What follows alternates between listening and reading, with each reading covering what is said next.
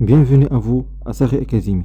Dans cette séance, on va présenter le cours du transformateur monophasé. Commençons alors par sa présentation. Le transformateur monophasé est un convertisseur statique, c'est-à-dire qui ne tourne pas, et convertit un signal alternatif vers un autre signal alternatif, de même fréquence, mais de valeurs efficaces différentes. Il se compose d'un circuit magnétique et d'une bobine de N1 spire appelée primaire et d'une bobine de N2 spire appelée secondaire. Donc, la tension alternative au primaire va créer un flux magnétique alternatif qui, traversant l'enroulement secondaire, produira une force électromotrice induite. Selon la loi de Faraday, on a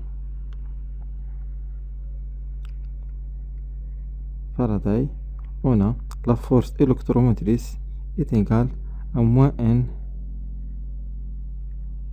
la dérivée du flux, avec n c'est le nombre de spires et phi c'est le flux magnétique. Donc c'est clair. On passe alors au transformateur monophasé. Dans ce cas, les perjoules sont négligées, c'est-à-dire que R1 est égal à R2 est égal à 0, et les flux de fuite sont négligés, c'est-à-dire que l'inductance L1 est égale à l'inductance L2 est égale à 0. La force électromotrice au primaire E1 est égal à moins N1, avec N1 c'est le nombre de spires au primaire D2 phi sur dt, et la force électromotrice au secondaire E2 est égale à moins N2 d2 phi, la dérivée du flux. Donc on commence par appliquer la loi de Mail au primaire. Donc on a U1 plus E1 est égal à 0. Ceci implique que U1, la tension au primaire, est égale à moins O1. On passe alors aux notations complexes. On trouve que U1 en notation complexe est égal à N. La notation complexe de la dérivée est égale à G oméga fois le flux en complexe. Donc de la même façon, au secondaire, on a U2 moins E2 est égal à 0. Donc U2 est égal à E1, E2. On passe aux notations complexes. Donc U2 est égal à moins N2. La notation complexe de la dérivée du flux est égale à G oméga fois le flux complexe. Donc c'est clair. Si on divise alors U2 par U1 en notation complexe, on trouve que est égal à moins N2 divisé par N1 en simplifiant le flux et G oméga est égal à moins M, avec M c'est le rapport de transformation, c'est le rapport de transformation.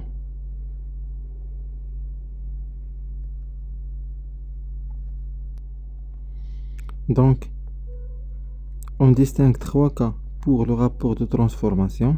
Donc, si M, le rapport de transformation est supérieur à 1, ceci implique que U2 est supérieur à U1. Dans ce cas, on dit que le transformateur est élevateur. Donc, le transfo est élevateur. Si M est inférieur à 1, ceci implique que la tension au secondaire est inférieure à la tension au primaire. Donc on dit que le transformateur est abaisseur.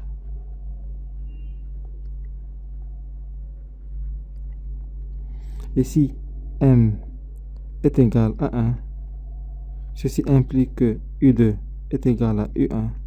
On dit alors que le transformateur est isolateur. Donc c'est clair. Et on a la relation suivante. N1, le nombre de spires au primaire fois le courant I1 plus N2 fois le courant I2 en notation complexe est égal à la résistance magnétique fois le flux, selon la loi de Hopkinson.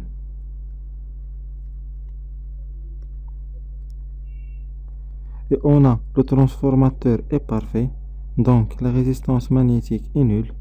Ceci implique que N1 I1 plus N2 I2 en notation complexe est égal à 0. Donc on simplifie cette expression, on trouve que moins N2 divisé par N1 est égal à I1 en notation complexe divisé par I2. Et on a trouvé auparavant que moins N2 divisé par N1 est égal à U2 en notation complexe divisé par U1. Donc on conclut que U2 divisé par U1 en notation complexe est égal à I1 divisé par I2 en notation complexe. Ceci implique que par multiplication, U2 fois I2 est égal à U1 fois I1. Ceci est équivalent à la puissance apparente complexe, donc S2 est égal à S1. Et on sait que la puissance apparente complexe est égale S1 est égal à la puissance active complexe P1 plus J, la puissance réactive complexe. De la même façon pour S2 est égal à la puissance active complexe plus la puissance réactive complexe. Donc par identification, on trouve que S1 est égal à S2 implique que P1 en notation complexe est égal à P2 et la puissance réactive Q1 est égale à la puissance réactive complexe Q2. Donc c'est clair. Donc on conclut que le rendement est égal à 1, c'est-à-dire qu'il n'y a pas de perte. Pas de perte dans le transformateur. Parfait. Donc c'est clair. On passe alors au transfert d'impédance Z du secondaire au primaire ou l'inverse, du primaire au secondaire. Donc on a la tension U2 par application du loi d'Ohm est égale à Z I2. Et on a bien trouvé que I2, on remplace I2, est égal à moins I1 divisé par M, avec M c'est le rapport de transformation. Et on a aussi trouvé que U2 est égal à moins M U1. Donc par identification, on trouve que U1 est égal à Z divisé par M carré fois I1. Donc on remplace, on pose que, donc on pose Z' est égal à Z divisé par m carré. Ceci implique que U1 est égal à Z' multiplié par I1.